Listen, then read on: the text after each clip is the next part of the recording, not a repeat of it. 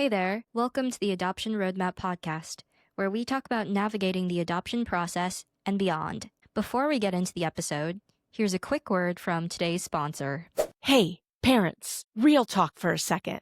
Ever find yourself wondering, am I doing this right? Feeling disconnected, overwhelmed, or like your child's needs just don't show up in the parenting books that don't exist? Yeah, I see you. I am you. Parenting through adoption comes with its own nuances, challenges, and moments that most people simply don't talk about because let's face it, we don't usually want people knowing that we're struggling, or sometimes we don't even know who to celebrate with. Somebody who truly gets it. Introducing the Adoption Continuum. This isn't just another parenting group. It's your village, a trusted, judgment-free, expert-guided community built specifically for you, adoptive parents. Inside, you'll find expert advice and practical strategies tailored for adoptive parenting. Live workshops covering everything from attachment to identity.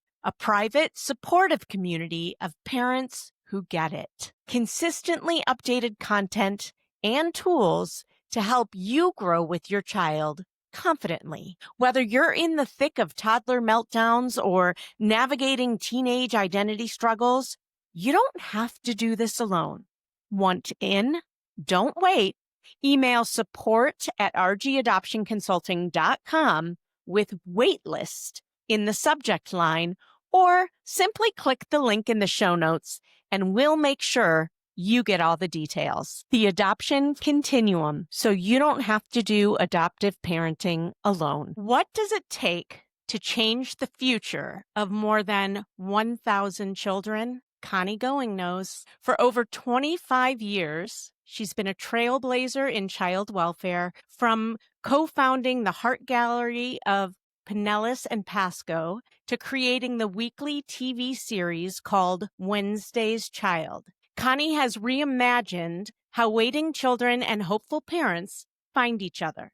But perhaps the most profound chapter in her story began while working as a child welfare caseworker, which unexpectedly led her to become a mom again through adoption. Not once, but to two extraordinary boys, Taylor and Davion, who had each endured over 40 placements before asking Miss Connie to adopt them. Today, there is never a dull moment in Connie's world. Her continued work in adoption and her vibrant, blended family, full of biological children and adopted children, is proof of her boundless commitment to family. She's become a dear friend and one of my greatest teachers in this work, and I can't wait for you to meet her. Get ready to be inspired. Welcome to the show, Connie Going. Aw, thank you, Rebecca.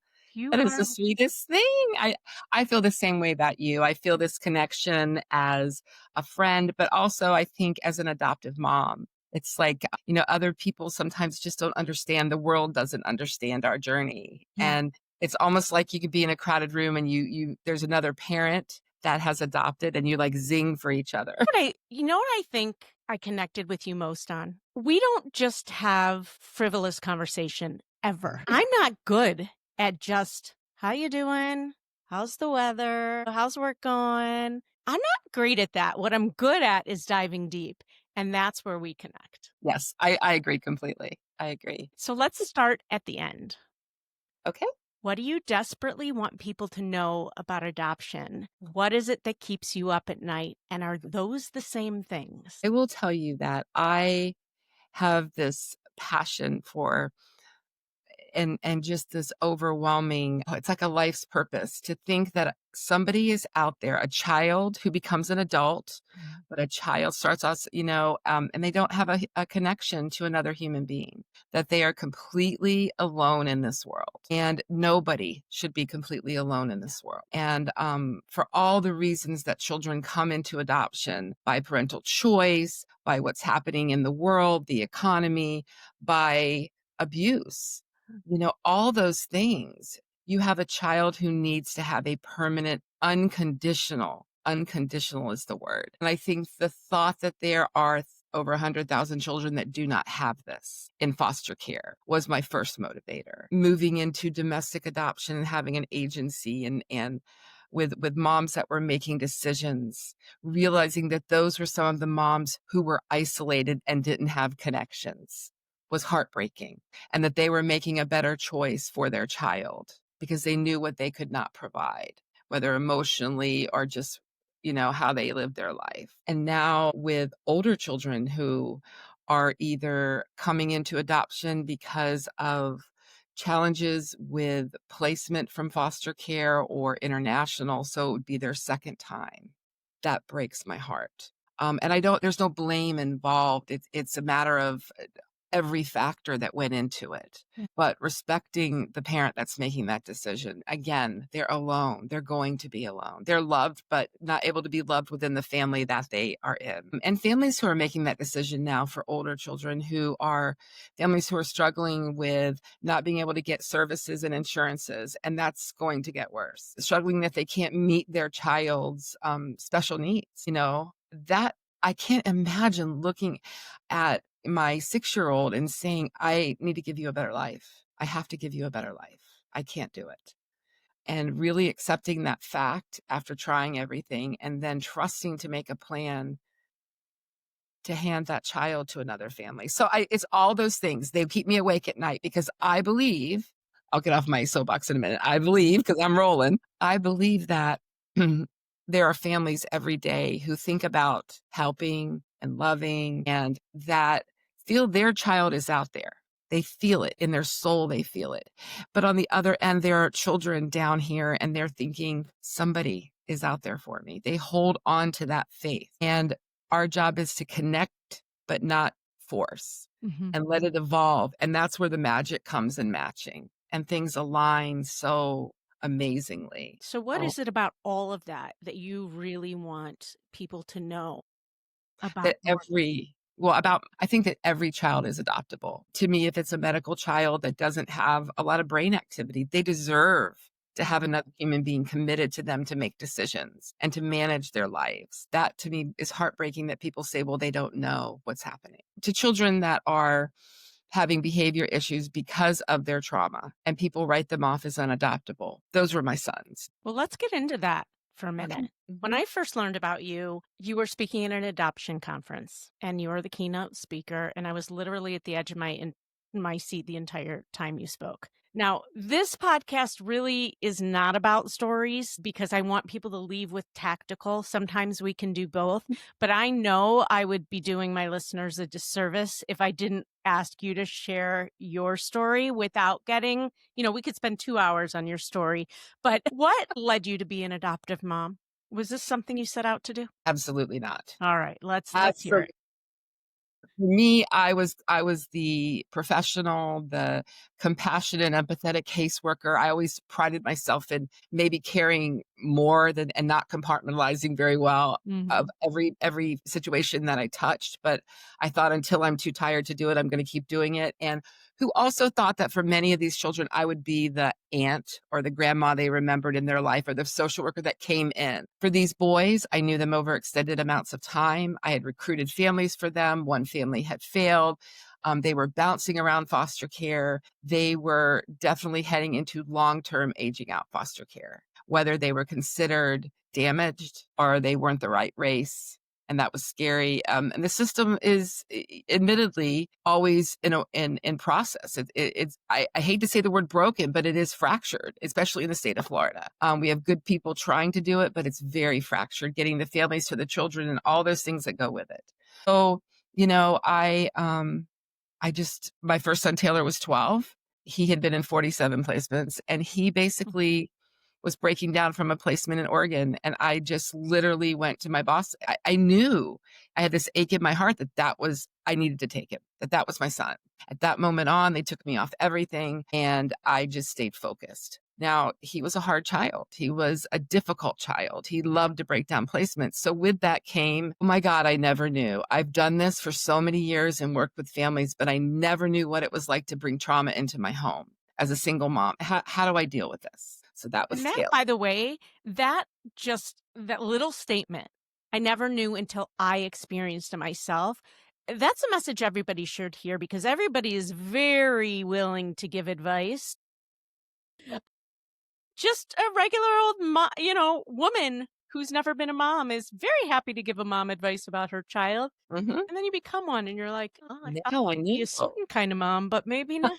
So, Well, yeah. I totally agree. I think and situations, I think that's what challenges us as parents to be better parents. And then you really know. I mean, without judgment on we have to be kinder to each other. We cannot judge other families who come into adoption to do the right thing. Nobody adopts to go through a dissolution or a disruption or any of the above or not be a successful effective parent. It's a lot to unpackage. And your daily living and depending on the situation can be incredibly full of secondary post-traumatic stress. So all those things came alive for me with my first. And it wasn't but about 6 months after I finalized that adoption that I then was working with a young man, Davion, to find a family. He'd been in care since birth. He had not been terminated. His mom's for like 7 years. He just forgotten, really. There was no major legal reason.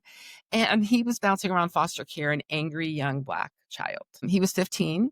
And every year I was taking a picture of him for the Heart Gallery. We were doing stories and it just wasn't working. And I had his portrait at my house and Taylor came in and he said, I know him. He's my friend. I said, well, let's get him over to our house on the weekends so he can, I'm not adopting him. I said, but learn how adoptive families work. And that was very helpful. That was very helpful. And as we were doing that, we were working on a story. I was taking him to Black churches. We were having great conversations. I took him to Black churches because I felt he needed an African-American man. Culturally, my boys were very turned around. Taylor was white, was very acclimated to being in the Black community and didn't see himself as white, although he's white as far as skin color. Davion had been raised all in Caucasian homes, definitely acclimated into that. And I thought you need tools as you become young men. You need tools. So but as that story unfolded, it went viral, him speaking in church and us taking him there. And he's an amazing speaker because he doesn't plan it. He just talks from his heart. And he just told a story. And he said, This was all over the news, I think. It was so viral. It taught me the power of social media. It literally was written and published on a Sunday. And by Thursday, we had CBS Evening News in our town, in the church, doing a story. I remember that. It was crazy. And by Monday, we were on The View. And it was the social worker, and they kept calling me his case manager, but social worker and case manager and child. And from there, it went to People Magazine, Steve Harvey. The list is phenomenal. So it was the news every night. 10,000 people called to adopt him. The agency that I worked for is privatized, was unprepared. All these people, whether they were interested or ready or in the process, they're like, I'll take him. On The View. I mean, people who had never thought about adoption. So it was really an awareness that was happening too. Yeah. That look at this little boy, because if you watch the interview, he says, Barbara Walters, who's amazing, says to him, well, what do you want the people to know, Davion? He says, I just want someone to love me. Oh my God. Like, isn't that the purpose? Isn't that like so incredible that he put himself out there like that? Mm-hmm. He had no idea how busy it became. He was protected, and that went on for several months. And he got a family. I left the agency out of a lot of different reasons, but mostly frustration over their systems and their lack to. I feel like a child's story should be their story, and although it's part of mine, I like to talk more about parenting and the processes, the challenges and the good things. And his story's his to tell. And they really wanted to ride that wave of publicity. It's a private agency at the time? Private, yes, it's a private nonprofit that Florida is privatized. We have the state at the top, and then we break down into private agencies who get millions of dollars and a lot of corruption. The agency's no longer here, and we have another one. I think they're doing a better job, but it's a challenge. And so therein lied a lot of the system challenges. But he went with a family, probably about 6 months after the story broke in Ohio. It broke down in 4 months. The family was not equipped. I felt they weren't assessed or supported because they began to reach out to me during that process to help for parenting. And he came home. And when he came home, that was national news too. If you follow his stories, can you imagine turning on Steve Muir and saying, foster child, gets aggressive with foster family and his dream is no longer happening? I'm like, oh my God, if you want to get depressed, watch that set of videos on every news station. And then he was put in a home and told he could age out. He was 16 and a half, almost 17. When he got a phone finally, he called me and he just said, Miss Connie, will you adopt me now? And I didn't hesitate because I had always loved him. Love is not the hard part. I love very easily. However, it was, could I make that commitment that I was going to be there forever? And I knew that the answer was yes. And again, that was to me more of a faith internal answer. Did make a lot of sense. I was having a crazy time with, I have two biological. I have Taylor, and now I have Davion. So that's 4, and my house is off the chain. So, and I'm like, I call it the whack-a-mole. I would come home and I'm trying to meet everyone's needs and all.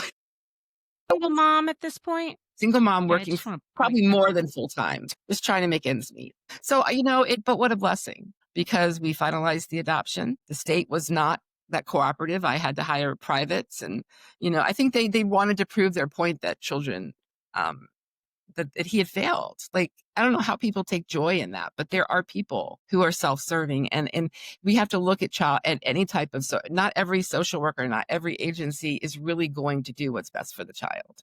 They're not. So anyway, moving on, Davion is now 27. Taylor is now 25. And Davion went to college. He went to the Culinary Institute. He became a chef. He did his own documentary which I think has come out this year, which is exciting, called The Davion Effect. And that's going to be kind of moving out across the U.S. this next year. Awesome. And it's really well done. And I think it holds the system accountable. It tells his story as a child growing up in foster care, but holds the system accountable, but yet gives you hope. Because I think that was the biggest thing with Davion, is he never gave up hope that somebody would love him. So amazing. Yeah.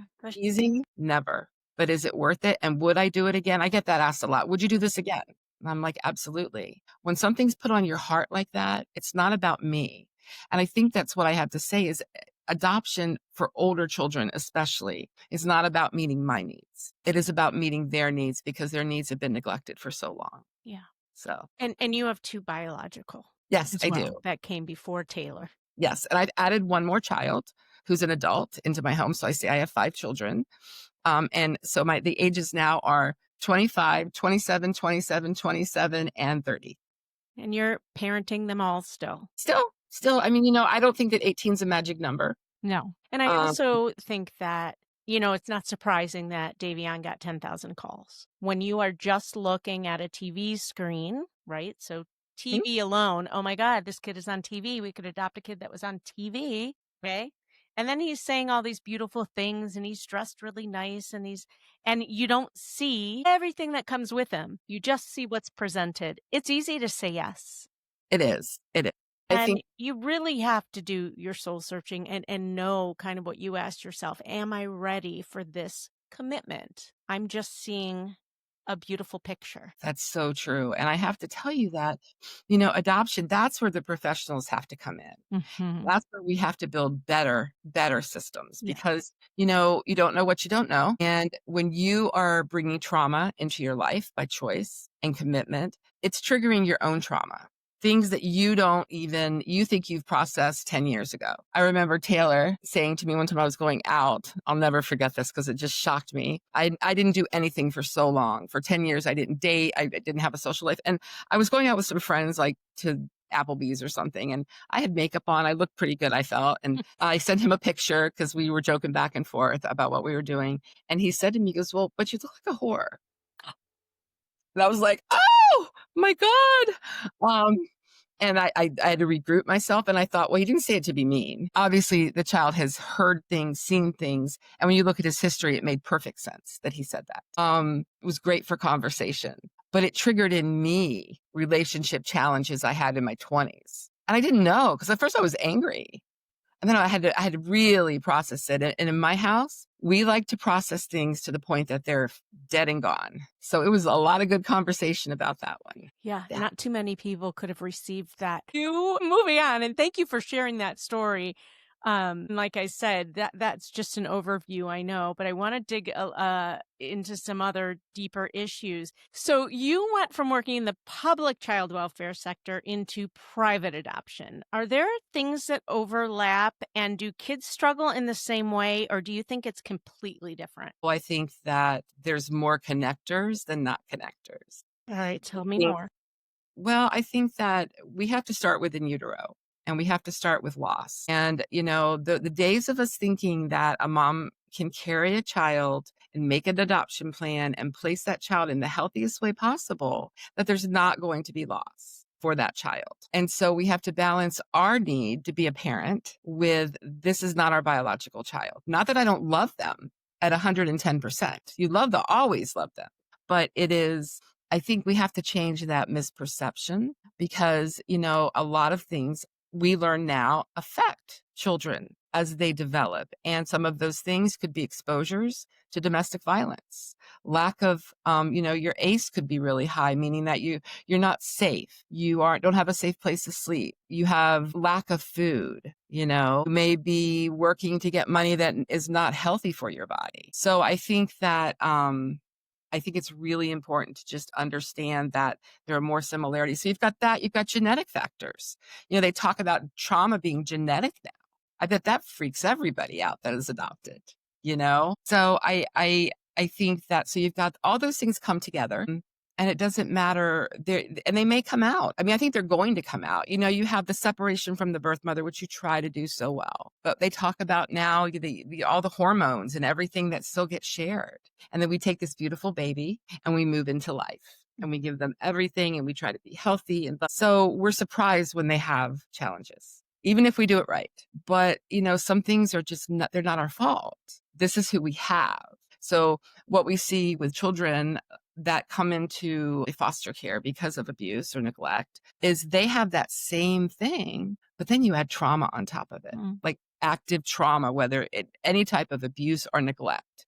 Especially I think neglect is the most powerful, to be honest with you. It's the hardest bowl to fill. And it's like you have a bowl, but there's cups in it like holes in it, and you're pouring water in it, and it just keeps, you got to keep giving more and more. It's never enough. Taylor is much like that. Not that he's not self-sufficient, but that there was never enough of me. There would never be enough of me because he needed 10 of me. And realizing again, that is not my fault, or it's not a reflection of my parenting. Adoptive parents, we hold ourselves and the world holds us to higher levels, higher expectations. Well, you should be so lucky, or all those narratives. Yeah. You have to really understand that, a child is not choosing to have behaviors. Yeah. A child is having behaviors because of something. And your job is to figure out how to help that situation. It sounds so easy when you Well, say it. This is how I like to deal with it. I like to say, people say, well, you have to be a good parent. And I said, let me tell you how after being in homes for abuse homes that have working on prevention and parenting and adoptive homes that are falling apart, I say a good parent, let's define that. This is such a broad thing. Yeah. And it's subjective. And I say a good parent is one who lays in bed at night and tries to figure out how to do it better, or gives themselves a pat on the back for doing it right. Like that worked. If your child's stealing food, so you try one thing, you try another thing. If it's not working, you better keep trying. Where adoptions break down is that when parents have reached a point that what they're doing does not work at all, and they don't either have the resources or the ability to have new systems. Because if everything you did for your child and nothing has changed, he's suffering, you think someone else could do this better. Yeah. And that's where so many of the problems come in for adoptive parents, is because those resources stop for them. Somebody's holding their hand throughout their whole adoption journey. And then they're supposed to go do it. And we can say that, I guess, for any parent, right? All parents need resources, some more than others, which is actually why I just started my adoption continuum group, to hopefully get a collective together to start sharing some of those resources with each other, because I love that. so important. I agree. I think it's a great program, and I hope people will step on board for it. Yeah. Thank you. We need our counterparts. Adoption to me was the loneliest time in my life. And I'm not a lonely person. I like being alone, but I really, really need to have one or two people that understand where I'm at. Yes. And I found that people were excited for my adoption. The people I work with had no clue, and they ran the system because I was over the program. What I saw was, Taylor had a bad day, quite a bad day. And he had walked home. He'd gotten out of the car and walked home. And my other biological child had like locked the front door. They were mad. And he couldn't get in. And when that was a trigger for him, and he kicked my door in. I mean, little tiny but mighty. He was 12, and it was boom, boom, boom off, and the wood just split. And I was like, oh my God. And I don't come from a violent background, so that was big. But I got through it. I think I did okay that night. However, I had made a decision not to tell my friend, that I worked with.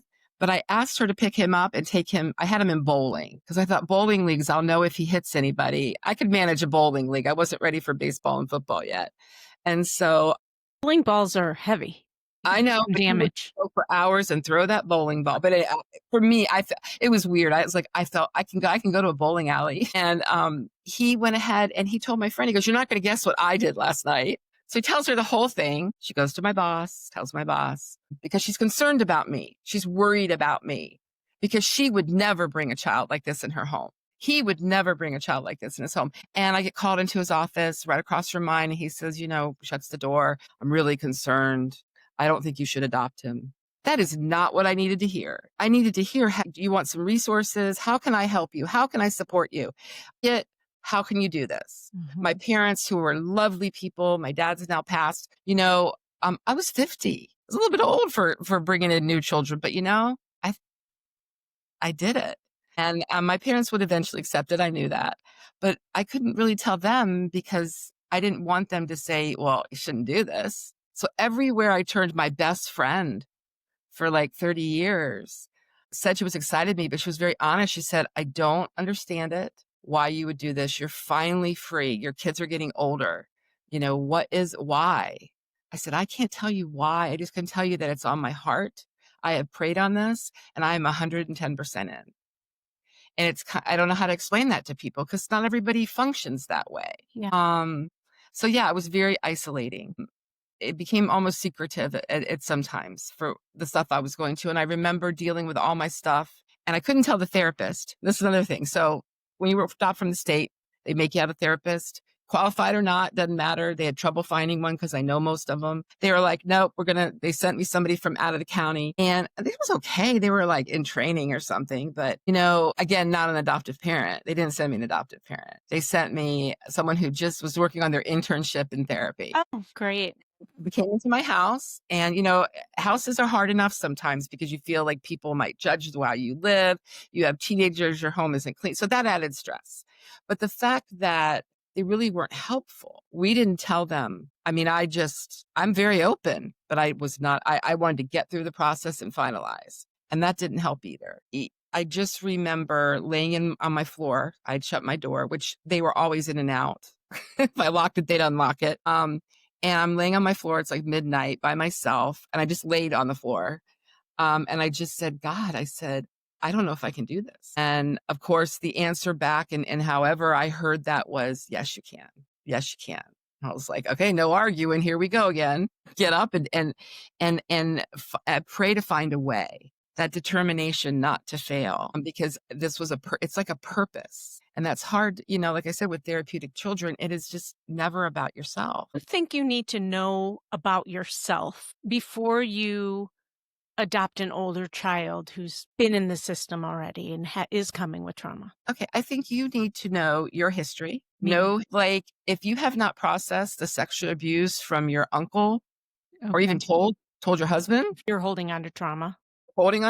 Secrets. Okay. You deal with it. Do not start until you have a place for it. Because, the thing I've learned about trauma for everybody is it never goes away. Now that sounds horrible, but we find places for it. We store it in our bodies. We compartmentalize it. If you've processed it, it may stay there pretty healthily the rest of your life. Or if you don't, there will be a trigger and you'll be living it again.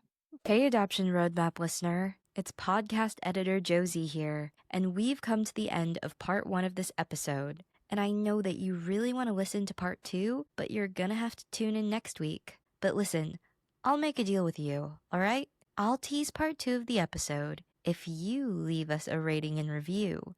It really helps shows like ours reach new audiences. So pause this episode. I'll wait. Drop your rating, review, like, stars, whatever it is, on whatever platform you're listening on. All right, did you do it? Are we back? Okay, I'm trusting you. Now here's a teaser of part 2. In private adoption, we have to meet certain requirements. Most states require that if you have a child that is SSDI, meaning disability, you qualify. But the category looks like this on paper: age 8 or above. Part of a sibling group intact. So if you adopt 2 siblings at once privately. If you have medical issues that are enough to meet disability requirements, because not everybody has it, or enough emotional and mental health, you would get it. Or, this is the big one, if you are part of a race that is overly represented within the foster care system. What? Is that Yeah. black or is that white? I don't even know. All right, friends, that's a wrap for today's episode. What was your biggest takeaway today? If you found this conversation valuable, inspiring, or even just entertaining, I'd love for you to leave a 5-star rating and review. That's how more people find the show and how we spread education and support across the adoption community. Hit follow, leave a 5-star rating, and share this with someone who could use it. We drop a new episode every Wednesday morning. Catch you next time on the Adoption Roadmap Podcast. Thanks for being here. Bye-bye.